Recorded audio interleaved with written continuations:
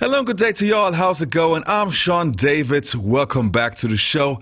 In today's episode, we got a true NBA legend, Muggsy Bogues. Welcome to the show. Oh, thanks for having me. Now, Muggsy, unfortunately, your playing days are over, but you are one of the most popular players, especially when it comes to the 1990s. So I wanted to talk a little bit about your career before we talk about what you're doing today. So my first question actually goes back to, basically before your NBA career. Who were the players that you were looking up to when you were a kid? Well, for me, it was a little different, because I didn't have anybody in the NBA or in college that kind of simulated myself. So I really didn't watch much, professional basketball growing up, but it was a gentleman in my neighborhood by the name of Dwayne Wood, who happened to be small, short stature, and he was so successful playing against his opponent. And I kind of always kind of looked at him and kind of followed him a little bit. But as I got older, of course, Magic Johnson being the point guard and playing that position, it was someone I know I couldn't kind of emulate or simulate my game based on what he was doing. But the responsibilities that comes along with a point guard and the things that he was doing, I kind of gravitated towards and kind of looked at, this is something that I need to try to incorporate in my game. Being small, making guys around me better, being fast and quick, it could possibly, lead me to a good place. All right. Now, you were drafted in 1987, and you were the 12th pick by then Washington Bullets. Oh, a long time ago, man. Take me through the day of the draft. What was it like knowing that you finally realized your dream? It was exciting times, kid from, always come so far from Lafayette Projects, and here he is here in Madison Square Garden about to, hear his name possibly called in the NBA draft, let alone, just having that opportunity. I mean, it was just an unbelievable experience. That day, of course, the weight of the world was lifted off of my shoulders, once I heard my name called. History was made. Got an opportunity to go up there and shake, Commissioner Stern's hand, just like all the others. So that was a historic moment for myself. When you were drafted back in the days, there were some. I consider the 80s to the second best decade when it comes to NBA talent. And you had guys like Magic Johnson, who you already mentioned, Isaiah Thomas, John Stockton was about to become an NBA star. So we're talking about some really great point guards. Who was the guy for you personally that you really were looking forward to play against? Well, believe it or not, everybody, each and every one of them, because at the time, you just mentioned some of the names, the Magic Johnson, the Isaiah Thomas, Mark Price. You go down the line, you talk about the Mark Jackson, the Kenny Smiths, so many, the Doc Rivers, that era back then. So each night you had to face a tough guard. And that was a joy for me because, trying to build a reputation for yourself, you always felt like if you're playing against the best, if you have success against the best, you need to be included with the best. And that was a motto that I always took on the court. You played in the Eastern Conference, and back in the days, the Eastern Conference was loaded with great teams. I mean, we're talking about the Boston Celtics, we're talking about the Bad Boy Pistons, we're talking about the Chicago Bulls, the Atlanta Hawks, the Milwaukee Bucks, so many, many great teams. But the one team that always stood out to me the most were the Boston Celtics, at least in the 80s. What do you recall from playing against Larry Bird and the Celtics, and a team that had so many great players? You're right. They did have a lot of talent back then. And, that at that time, Lakers and Boston was that team. Lakers on the West Coast, Boston on the East Coast. And you're playing against the DJ Johnson, may he rest in peace, the Jerry Stings and the Danny Ainge, the John Bagley, those guys. So that was a team that you had to go up against. And then because Michael was Chicago Bulls, they were just getting started. The Bad Boy was just in that era as well, about to, ramp up right around in the 90s. So you had a lot of players, a lot of teams. You go back, as you mentioned, Milwaukee, Cindy Martin. Yes, so underrated. Yeah, so it was so many teams back then that was loaded that you had to go up against it. But, those Celtics were the team to chase back then. After your rookie season, where you had a solid rookie season with the Bullets, you went to the Charlotte Hornets, and I'm really curious about what was it like playing for a new franchise. I don't know, but to me, I believe it must be like super chaotic. Well, at the time, being so highly drafted, in the first round, and after you come off, you felt, well, it was an up and down rookie season for myself. We had a coaching change after we got rid of Kevin Lockley. That brought in West May rest in peace. And so it was going through a turmoil back then. They had the tall and the short. Man, Manute was on the same team. Yeah. Moses Malone. So, and I felt, unappreciated from the organization, But after the season, I thought they was going to, kind of rally behind me and kind of fit players around what I like to do, because we had a lot of older players, kind of fading out from their career. The Bernard King and the Moses Malone, those guys was pretty much at the tail end of their career. But, but going to Charlotte, it was a match made in heaven, because everybody thought my career was over after the Washington situation. Got an opportunity to go to Charlotte, an expansion team, not knowing what to expect, but you're thrown in the pot with some mixture. You got a lot of veterans. I had Kelly Tripucka, yeah, Rambers and Earl Curtin. Then I had the young guys and Rex Chapman and Del Curry. So it was just a combination of mixing. We had a coach by the name of Dick Harder, who kind of was, a staple in the league, and just try to, I recall Dick telling us after one game, we're a bunch of guys nobody wanted, because we was unprotected. The Lakers was kicking our butts at the time. So his halftime speech was, he went around the room. He basically just lit up everybody. Del Curry, your man, in order for you to help us, you got to get 30, because your man going to get 40. Muggsy Bogues, assist don't mean crap in this league, son. He went around the whole room, but he was a funny guy. But it was a great time for me, because that was the beginning, really, of my career. That's when the nation really got the opportunity to see the showcase. I was able to showcase my talent, because I was surrounded with some good players.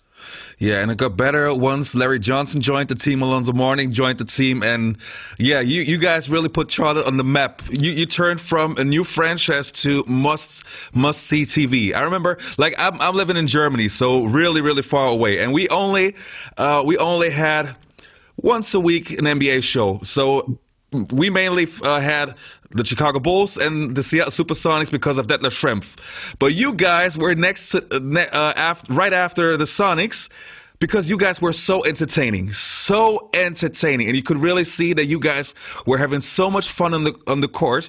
And I wanted to know, let's say you guys would have stayed together. You, LJ, be healthy, Alonzo be healthy, Kendall Gill stays. Do you feel you guys had a chance to win a championship? I really believe we would have had a shot. I really do, because that core right there, it was young, but it was starting to come and formulate together. But, some uncertainties happened. Of course, Kendall decided he wanted to leave. LJ got hurt. I got hurt. Then Zoe, he decided he wanted to leave. But at the beginning, we was exciting. We was having fun. We was really hungry. We want to put ourselves on that stage like, everybody else. I think Miami and ourselves came in together. We was kind of fighting with that. And then down the road, you had Shaquille O'Neal at Orlando. Yeah. That was a little, something in the back of Zoe's mind by them two coming in together. But it was exciting, man. We really had a lot of fun trying to, make Charlotte excited and make some things happen for the franchise. But unfortunately, things happened. We got cut short. The furthest we was able to go was the second round. No, I'm pretty sure that you get asked that quite often. I have to ask you something about Space Jam, okay? It's still one of my favorite movies of all time. I can't help it. I'm curious about, how did you get on the movie? Who called you? How did that whole thing work out? Please let me know. Well, believe it or not, myself, Michael Jordan, and Patrick, we all had the same agent. Then, of course, Larry and Charles Barkley and Sean Bradley. But I think it was just the combination, the way it was all written, and they felt like this part it was for me.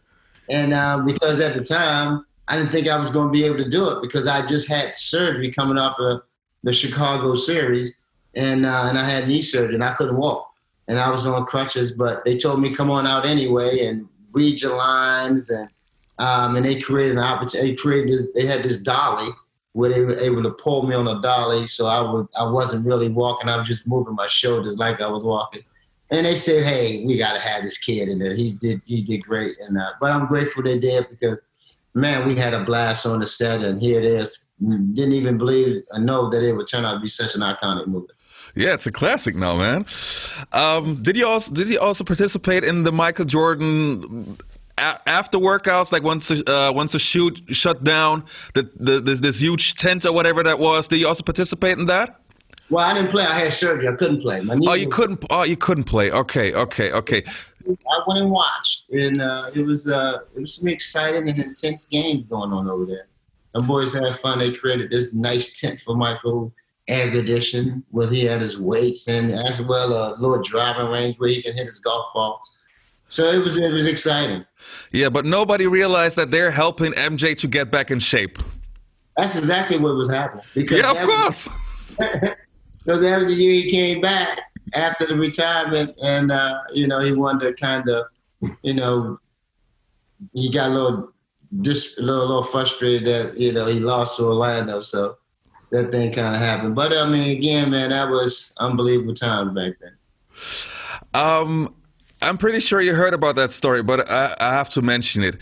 The NBA show Open Court, I think it was like 5 years ago, Steve Smith said that he changed from the point guard position to the shooting guard position because of you. You're laughing. You know that story, right? Yeah. I know that story. Yeah. That has to be the biggest compliment on earth. If a skilled player openly admits that they changed their position because they were afraid to play against you. Well, that's my guy, Steve Smitty, and he's such a heck of a ball player as well as an individual human being. I mean, Smitty came in as a taller point guard, and for me being that small, trying to, in the way I play defense, he just said that complimentary, but he always still played that 1-2 position, because he had that versatility. But I made guys work, man. I had to make them think about me, out there on that floor, make sure, like when coaches said, you don't see him, pick it up. I had many guys on the show already, and your name came up quite a few times. And what all of them said were that you were super strong. I talked to Zoe, and we talked about you, and he said, yeah, Muggsy was super strong. And Yeah. and if you weren't that tough, there was no way you could make it in the NBA. You had to be super strong. Well, you had to be tough, mindset. Your mind had to be tough. You had to be tough physically as well, because that's the way the league was. It was a physical league back then when I came in. And, I was a stocky little guy. Even though I was small, I was stocky. I was built, and my legs was huge. And, for me, it was personal, especially if guys felt like they want to try to take me down low. They felt like they had a disadvantage to post me up.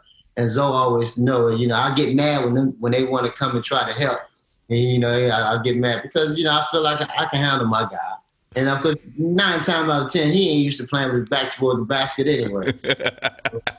I understood all of that. Now, since we're talking about guys that felt that you were super tough, who was your toughest matchup? In all honesty, and don't tell me so many. Who was the one guy that was your toughest matchup on the point guard position? Well, but you got to understand, for me, it was everybody's tall. So it wasn't like, you had to, decide who. Everybody had different skill sets. And, but, I would say, because of the way I like to play, because I like to help off of guys, and Mark Price was one of those deadly type of shooters. Nice. And he was the Steph Curry before Steph Curry, shooting the ball from half court, that type of skill set. And Mark, and he always made me pay anytime I left him or try to help out. The ball winds up back out there in his hands, and boy, he gonna drain it. And that's something that always kind of got under my skin, and it felt like man, I got to stay glued to this guy, because if not, giving him space gives him confidence, especially when you see the ball goes through the basket. That's nice to hear. I had Mark on the show 2 weeks ago. Very nice guy. And he's also one of the most underrated players in NBA history. So underrated. Everybody talks about Steph Curry. Mark Price was doing that in the 90s. The same thing. Absolutely. Absolutely. You know, we have those type of players that people kind of tend to forget about because of today's society and what they're seeing. But, you know, we have some players, man, that Kevin Johnson. You go yes. You know, so you can keep going over back. Talk about old Jay Humphries. You know, I can go all down the line about the guys back in our era who played that position. Vern Fleming, you know, Pat Lever, you know, and even go for Michael Adams, you know. So I would keep going all day long, man. You're remembering the good guys, Michael Adams, Fat Lever. Oh, I love them. Now, one more question before we get to what you're doing today. Now, I wasn't expecting that you say Mark Price, but I'm happy you did. But how would you approach guarding somebody like Penny Hardaway, prime Penny Hardaway, super tall, skilled with the ball? How would you guard somebody like him? Well, Penny he was one of them tough guards as well. You know what? Again, everybody was similar to me the way I played. They always tried to post me up, but it was very hard to do so. So, you know, they wind up doing other things, you know, especially when they're trying to bring the ball up. They may have the off guard try to bring it up and then sending them down to the post. So, but Penny was one of those guys. Him and Magic were similar because, you know, they was capable of passing the ball as well as Mark Jackson. Oh, yes. Another one. Mark was another one who played down there with his back toward the basket. You know, that's what the GP, same thing. Yes. You know, all those guys are similar. Oh, but all of them, for me, they similar to me. So, you know, because I had to play them guys all the same way and certain different. Now, obviously, since you retired, you kept yourself busy, and you had many projects over the last years. But we talked a little bit before the interview. There's one project that that is your, let's say, your, I don't want to say most important project, but the one where your heart really is into. Can you tell me something about it, please? Well, it's not mainly a project. It's my foundation. It's the Bogues Family Foundation, where we're trying to, you know, continue to support and empower the community. I have some programs where we offer scholarship to vocational students because a lot of kids still have that aspiration of working with their hands and, you know, become engineers and that sort of speak. So we want to, you know, give them a resource that knowing that they got somebody out here that's helping. And then also we're tapping into the homeless, feeding the homeless, you know, with everything that's going on with the pandemic and, you know, people are really struggling out here financially. You know, we just want to do our part. So we're partnering with some of the folks here in Charlotte, you know, Charlotte Rescue Mission, as well as Charlotte Harvest Center and Goodwill, because those people kind of align with the things that we're doing. And that's who I'm reaching out to, the people that kind of doing what I'm doing. And so we can kind of, you know, make this a better world for the people that need those type of resources. So thank you for letting me share that information. And anybody want to find out what we are actually doing, they can always go to the MuggsyBoguesFamily.org and find out what we're all about. I will post a link underneath the video, so if you want to support it, it's a great cause. Check out the link in this description box. Muggsy, it was great having you on the show.